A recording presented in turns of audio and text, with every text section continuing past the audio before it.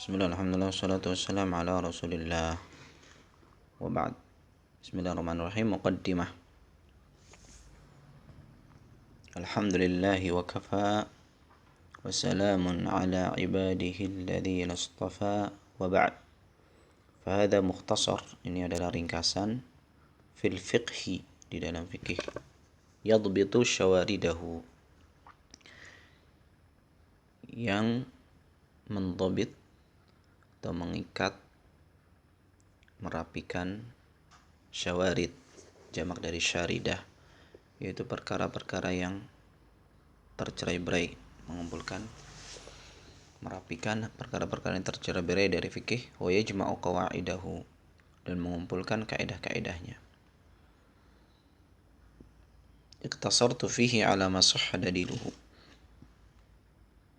aku mencukupkan pada kitab ini atas pendapat yang sah dalilnya, wa rajaha madluluhu, dan rajih atau kuat pendalilannya, wa rattabtuhu ala abwabi manaris sabil, dan aku urutkan kitab ini sesuai dengan bab di kitab Manarus Sabil.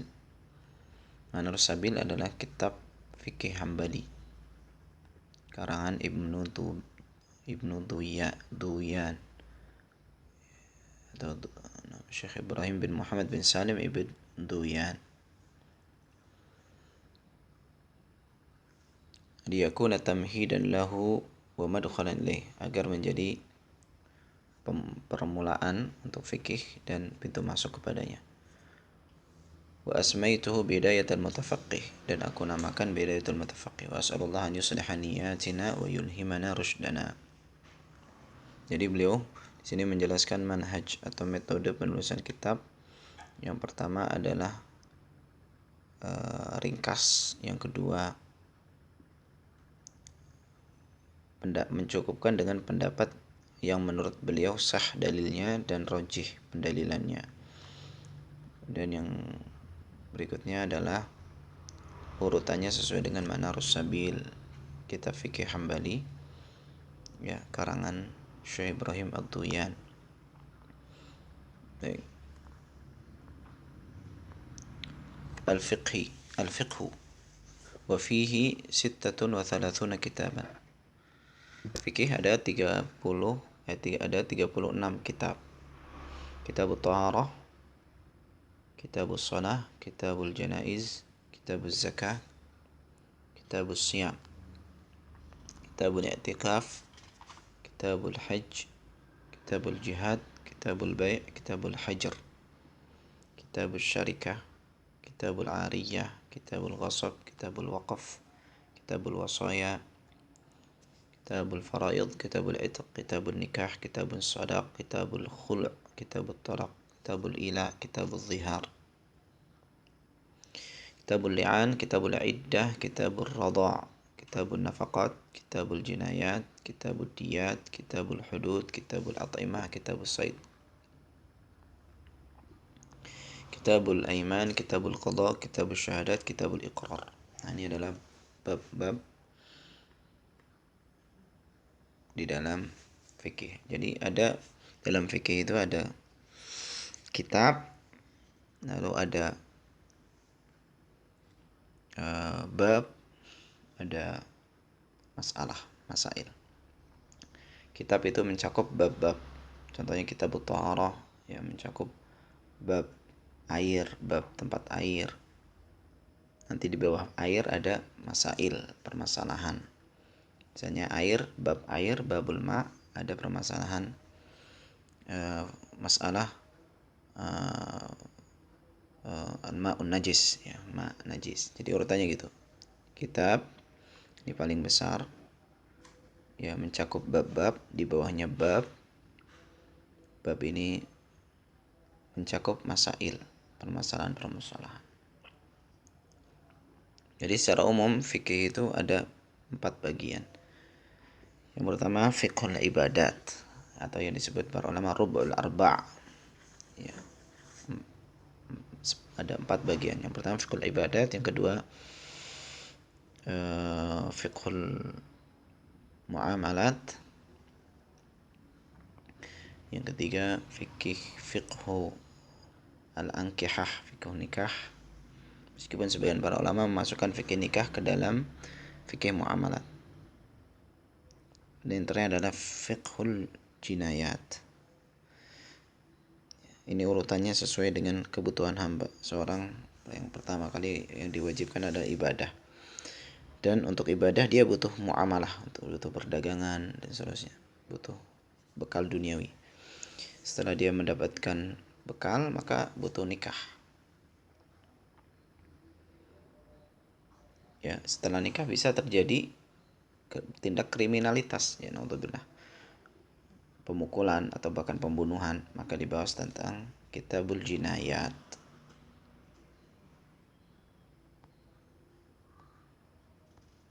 Baik, sekarang kita masuk kitabut thaharah.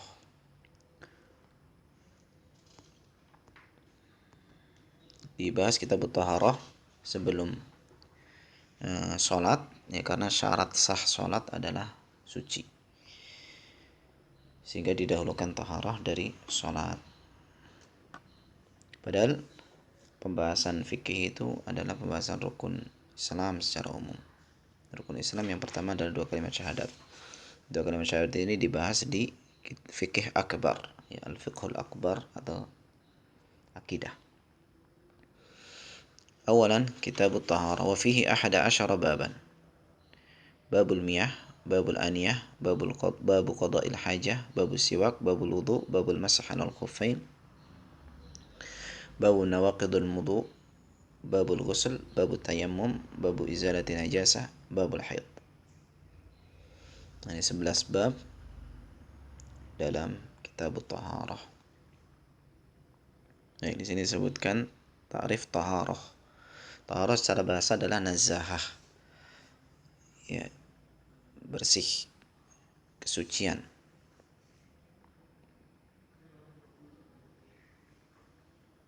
Adapun secara syariat adalah irtifa'ul hadath wa ma fi ma'nahu wa zawalul najas. Taharah adalah mengangkat hadath atau yang semakna dengannya dan menghilangkan najis. Apa itu hadath? Jadi ini bahasanya mengangkat hadath dan menghilangkan najis. Artinya hadath itu adalah sesuatu yang maknawi, sesuatu yang tidak kasat mata, sehingga disebut mengangkat. Hadath, ya, ini disebutkan al-wasful qa'im bil badan, sifat yang berdiri, artinya sifat yang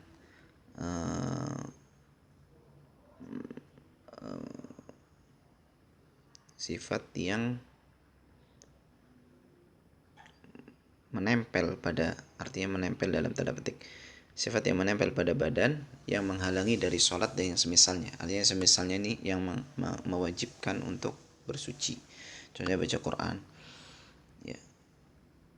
Nah, ini namanya hadath. Wa ma fi ma'nahu, apa yang semakna dengan hadath, dan zawalu najas, dan menghilangkan najis. Jadi taharah itu ada 2, menghilangkan hadath akbar atau hadath asghar, dan menghilangkan najis. Nah, ini pembahasan dalam taharah secara umum seperti itu.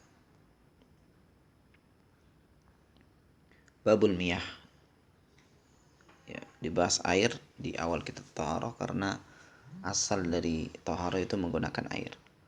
Wa fi dhabitun wahid, ya, ada satu batasan, ya. Dhabit itu seperti kaidah dia, tapi lebih kecil dari kaidah, namanya dhabit. Wa fi dhabitun wahid. Jadi dhabit itu dalam suatu permasalahan fikih. Adapun kaidah itu dalam banyak permasalahan fikih. Contohnya dhabit dalam air, ya, patokan lah bahasa kita, ya. Patokan dalam air itu hanya ada satu.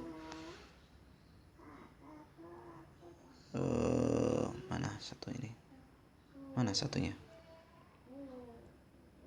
Aqsamul miyah thalatha, ya. Aqsamul miyahi thalatha. Air ada 3 macam. tahurun wa huwal baqi ala khilqatih. Yang pertama adalah tahur. Air tahur adalah air yang masih pada asal penciptaannya. Ya, asal penciptaannya. Artinya tidak tercampur dengan apa-apa seperti air hujan, ya, air laut, air sungai, air sumur yang belum tercampur dengan apa-apa, namanya tahur.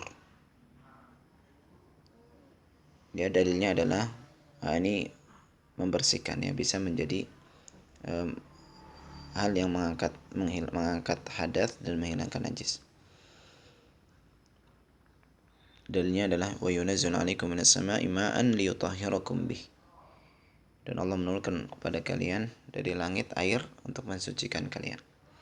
Nabi SAW juga mengatakan huwa tahuru ma'uhu.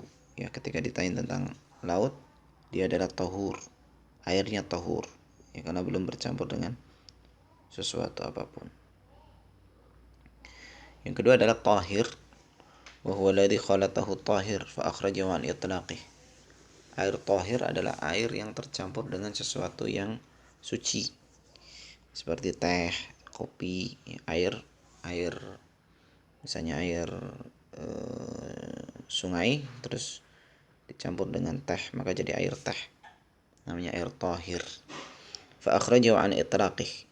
Lalu benda yang suci ini mengeluarkannya dari penyebutannya air asli, ya. Tidak lagi dinamakan dengan air asli, namun dinisbatkan kepada yang dicampur tersebut. Dicampur kopi, ya air kopi. Dicampur teh, air teh. Dicampur jus, air jus. Ya. Nah, hukumnya la yarfa'u hadatsan, ya, tidak bisa mengangkat hadas, wa yuzilu najas, tapi bisa menghilangkan najis. Bisa menghilangkan najis.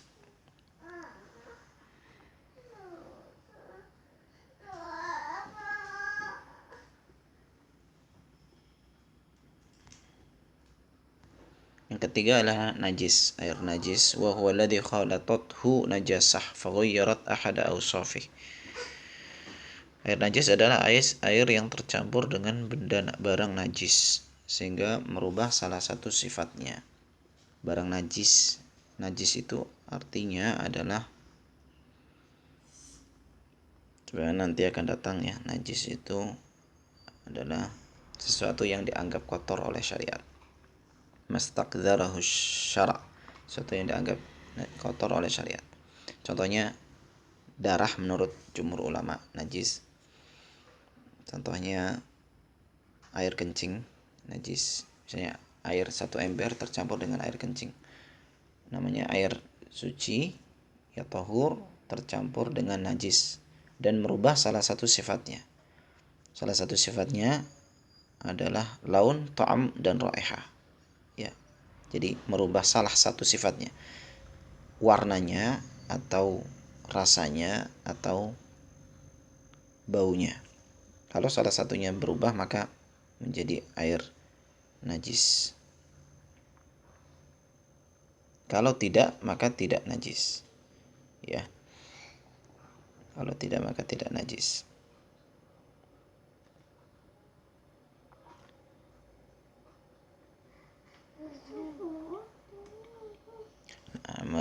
Tidak najis namun menjadi air tahur, ya, di sini disebutkan kalau dia kurang dari 2 kullah. Misalnya ini ada 2 keadaan, ini ada faidah di sini. Air tercampur najis, sesuatu yang najis dan tidak merubah salah satu sifatnya. Ini ada 2 keadaan. Yang pertama kalau di lebih dari 2 kullah. Lebih dari 2 kullah, maka airnya tetap tahur. Yang kedua adalah kalau dikurang dari 2 kullah.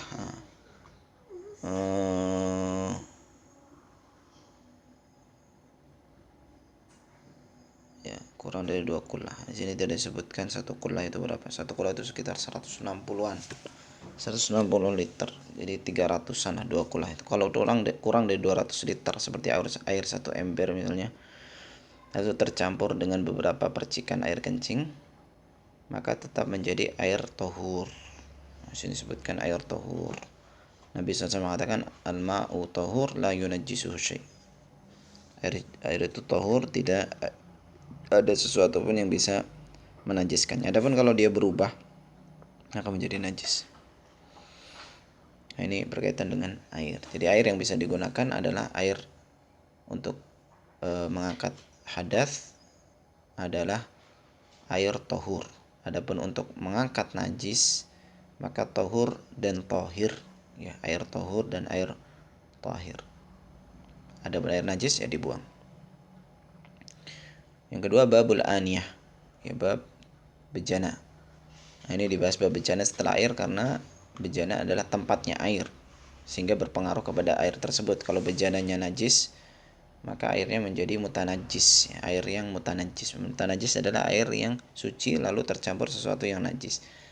Contohnya bejana lalu zaman dulu adalah dari kulit anjing misalnya, kulit anjing yang dikeringkan, ya, atau kulit babi yang dikeringkan, maka itu najis. Wa fihi khamsatu dhawabit, ada 5 patokan. Ad-dhabitul awal yubahu isti'malu kulli al-aniyah ila dhahab al-fiddah. Nah, patokan yang pertama adalah boleh, mubah menggunakan setiap bejana kecuali yang terbuat dari emas dan perak. Emas atau perak gitu ya, sebenarnya lebih cocok. Emas atau perak. Artinya semua yang terbuat selain dari emas dan perak. Adapun emas dan perak maka tidak boleh. Ya, dalilnya adalah wala tashrabu fi aniyatidz dzahabi wal fiddah. Jangan kalian minum ini tempat air dari bejana emas dan perak. Jadi bejana emas dan perak. Jadi di sini hadisnya adalah minum, artinya jadikan gelas. Namun umum, ya, untuk seluruh penggunaan emas dan perak itu tidak diperbolehkan kecuali wanita untuk perhiasan. Dhabitul tsani, yang kedua, aniyatul kuffar tahiratun ma lam yu'lam annahum yastakhdimunaha fi najasah. Patokan yang kedua, bejana orang-orang kafir itu suci, dihukumi suci selama tidak diketahui bahwasanya mereka menggunakannya di sesuatu yang najis, ya. Artinya kalau diketahui mereka suka menggunakan yang najis, atau diketahui itu ada 2 keadaan: yakin kita melihat atau mendengar, atau yang kedua namanya ghalabatul dzan, ya, prasangka kuat, ya, prasangka kuat. Maka kalau kita tahu, yakin, atau ada prasangka kuat mereka menggunakannya untuk sesuatu yang najis, maka tidak boleh menggunakan. Adapun asalnya boleh. Ya, contohnya seorang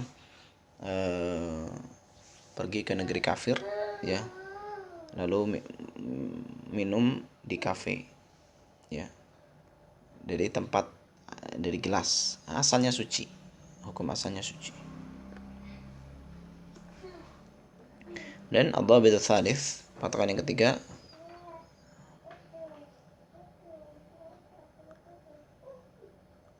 azamul maitah, ya, tulang bangkai, wa qarnuha,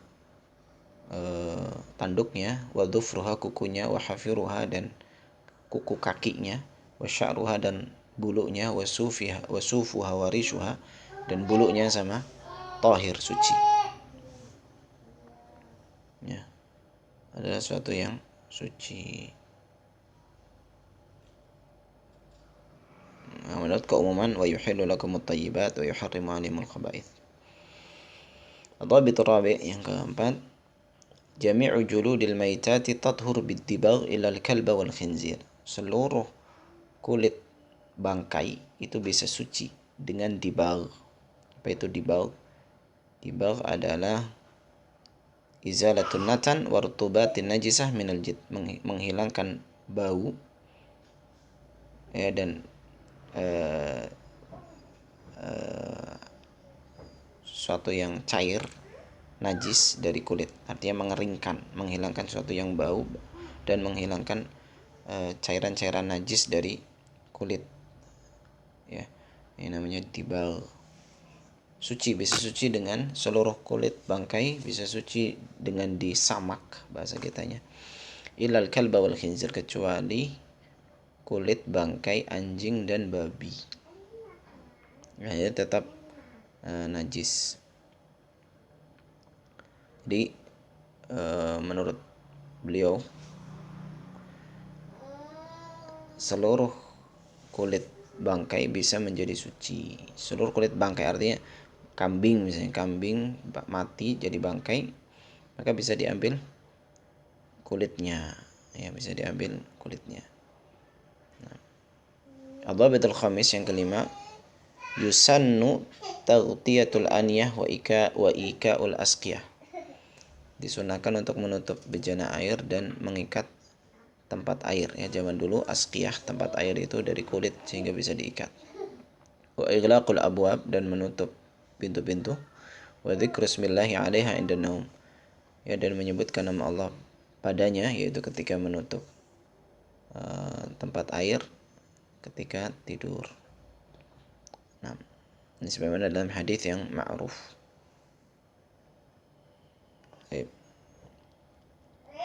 Yang ketiga, babu qada'il hajah. Bab adab-adab buang hajat. Nah, ini di antara yang membedakan manusia dengan hewan. Hewan itu buang hajat tanpa aturan. Adapun manusia, dia buang hajat dengan adab. Wa fihi thalathatu dhawabit. Ada 3 patokan. Adzabitul awal yahrumu sittah. Hal-hal yang haram dalam ketika buang hajat ada 6. Haram itu artinya di sini disebutkan apa yang dilarang oleh Allah, manaha syari'an fi'lihi ala sabil hatam wal izam bihaitsu yuthabu tarikuhu imtithalan wa yastahiqqu fa'iluhu al-iqab. Jadi apa yang diperintahkan oleh syariat, yaitu oleh Allah Subhanahu wa taala, dengan ilzam, ya, dengan pengharusan yang menjadikan orang yang meninggalkannya itu mendapatkan pahala kalau dia meninggalkan imtithalan, artinya berniat meninggalkan sesuatu yang haram tersebut. Wa yastahiqqu fa'iluhu al-iqab, dan orang yang melakukannya berhak diazab. Artinya tidak semuanya diazab, karena bisa jadi Allah ampuni. Ini namanya haram. Ini belum dijelaskan arti-arti dari hukum. Hukum itu ada 5. Ada wajib, ada mandub, ada mubah, ada makruh, ada haram atau muharram. Ini adalah perkara yang haram, artinya yang dilarang dengan keras, ya, dilarang dengan ditekankan. Ada 6. Istiqbalul qiblah wa istidbaruha bila ha'il. Menghadap ke kiblat dan membelakangi kiblat ketika buang hajat tanpa ada pembatas. Artinya tanpa ada penutup, yaitu di luar ruangan. Kalau menghadap ke kiblat atau membelakanginya maka hukumnya haram. Sebagaimana Nabi SAW mengatakan, "Idza ataitumul gha'id fala tastaqbilu qiblah wa la tastadbiruha, walakin syarriqu aw gharribu." Ya, jika kalian mendatangi tempat buang hajat, maka jangan menghadap ke kiblat dan jangan membelakanginya, akan tapi ke arah timur atau ke barat lah. Maksudnya karena di Madinah kiblahnya itu selatan, maka kalau menghadap timur atau menghadap barat, sehingga tidak membelakangi atau tidak menghadap. Ya, ini di sini disebutkan jika di luar, artinya bukan di dalam ruangan. Kalau di dalam ruangan maka tidak apa-apa. Yang kedua, fi qari'atit tariq. Yang kedua yang haram adalah di tengah jalan. Buang hajat di tengah jalan ya haram, mengganggu. Wa dhilli wa mawaridin nas. Dan juga buang hajat di tempat berteduh manusia dan mawaridin nas. Ini salah cetak. Bukan mawaridin nas, mawaridil ma'.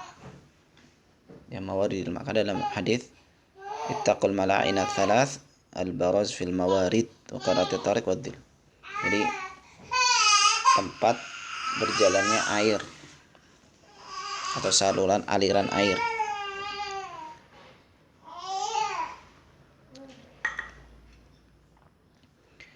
Ya, Nabi SAW mengatakan ittaqul mala'ina tsalas, jauhilah 3 hal yang menyebabkan laknat: al-baraza fil mawarid, buang hajat di saluran air, wa qari'atit tariq, dan di tengah jalan, wa dhil, dan juga di tempat berteduh manusia. Yang ketiga yang haram, wasatul kubur, ya di tengah-tengah kuburan. Ya, karena ini tidak menghormati kaum muslimin. Ya, tidak menghormati kaum muslimin. Ada sebuah hadis, ma ubali awsatal suqi qadaitu hajati aw wastal kubur. Ya, aku tidak peduli, artinya aku berlepas diri dengan orang yang buang hajat di tengah-tengah pasar atau tengah-tengah kuburan. Ya, artinya dia menunjukkan sesuatu yang dilarang. Yang keempat, fil ma'ir rakid, buang hajat di air yang menggenang. Ini sebagaimana dalam hadis, la yabulan ahadukum fil ma'ir daim. Jangan kalian buang air kecil di air yang menggenang. Yang kelima, fil masjid, buang hajat di masjid-masjid, bukan kamar mandi masjid, ya, tapi di tengah-tengah masjid, di tempat sholat gitu, di tempat sholat. Ini sebagaimana hadis A'rabi, ya, hadis A'rabi yang masyhur, kencing di pojok masjid. Ini hal yang dilarang karena Arabi ini jahil, tidak tahu, sehingga dimaafkan. Yang keenam, al-istinja'u birauthin aw azmin aw ta'am. Yang berikutnya adalah membersihkan kotoran, ya, setelah buang air besar atau air kecil dengan rauth. Rauth ini adalah kotoran hewan yang sudah mengeras. Kotoran hewan yang sudah mengeras seperti, ya, kotoran kuda misalnya yang sudah keras, atau azam. Dan juga kata para ulama, karena tidak membersihkan, rauth itu tidak membersihkan, ya, sama kotor dia. Dan kedua adalah azam, yaitu tulang, karena tulang itu makanan jin. Yang ketiga adalah to'am atau makanan, roti misalnya, tidak boleh beristijmar dengan roti karena sesuatu yang mulia. Ini adalah 6 hal yang haram dengan dalil-dalilnya. Ad-dhabitu tsani, patokan yang kedua, ma yukrahu arba'ah, yang dimakruhkan 4. Apa itu makruh? Mana hasyari'an fi'lihi laisa ala sabil al-hatam wal ilzam, sesuatu yang dilarang oleh Allah Subhanahu wa taala namun tidak ditekankan. Ya, tidak ditekankan. Beda dengan haram. Haram itu ditekankan sehingga orang yang melakukannya terancam dengan hukuman, ya, dan orang yang meninggalkannya karena takut Allah, dia mendapatkan pahala. Adapun makruh, karena larangan yang tidak ditekankan, maka tidak dihukum pelakunya. Artinya dia tidak mendapatkan dosa yang melakukan sesuatu yang makruh ini. Ma yukrahu arba'ah, sesuatu yang makruh ada 4. Al-kalamu athna'a qada'iha. Yang pertama adalah berbicara ketika buang hajat. Berbicara ketika buang hajat adalah sesuatu yang makruh, sesuatu yang dibenci. Dalilnya adalah Nabi SAW ketika pernah terjadi ketika buang hajat diucapkan salam kepada beliau, maka Nabi SAW tidak menjawab. Baru setelah selesai buang hajat baru beliau menjawab. Yang kedua, al-baulu fi mahabbir rih, buang air kecil di saat tiupan angin. Itu makruh karena disebutkan karena bisa mengotori najisnya, itu mengotori tubuhnya sendiri. Kemudian yang ketiga, istishabu ma fihi dzikrullah, yang masuk ke kamar mandi dengan membawa sesuatu yang ada nama Allahnya. Ya, ini sesuatu yang makruh. Diriwayatkan dari Nabi SAW, beliau kalau masuk kamar mandi melepas cincinnya yang bertuliskan Muhammad Rasulullah. Yang keempat, al-istinja bil yamin, ya, membersihkan kotoran dengan tangan kanan. Ini hukumnya makruh. Nabi SAW mengatakan, la yumsikan ahadukum dzakarahu bi yaminihi wa huwa yabul. Janganlah sekali-kali kalian memegang kemaluannya dengan tangan kanannya ketika buang air kecil. Ad-dhabitu tsalits ma yustahabbu tsalatsa. Yang ketiga, patokan yang ketiga adalah perkara-perkara yang disukai. Istihbab, ini hukum yang tiga yang disebutkan di kitab ini. Istihbab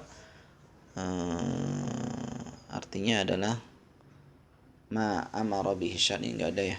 Ma amara bihi syari' ala sabili ghairil ilzam. Ya, apa yang diperintahkan oleh syariat namun tidak ditekankan. Ya, jadi suatu yang perintah namanya sunnah. Yang melakukan yang mendapatkan pahala, yang tidak melakukannya tidak berdosa. Sunnah. Ada tiga, al-basmalah wal isti'adzah qabla ad-dukhul. Yang pertama adalah mengucapkan bismillah dan berta'awudz sebelum masuk kamar mandi. Ya, sebagaimana dalam hadis Anas, ya Nabi SAW apabila masuk kamar mandi beliau membaca doa Allahumma inni a'udzubika minal khubuthi wal khaba'ith. Adapun bismillah adalah sebagai hijab antara manusia dengan pandangan jin. Sebagaimana dalam hadis. Yang kedua, taqdimu ar-rijlil yusra fid dukhul wal yumna fil khuruj.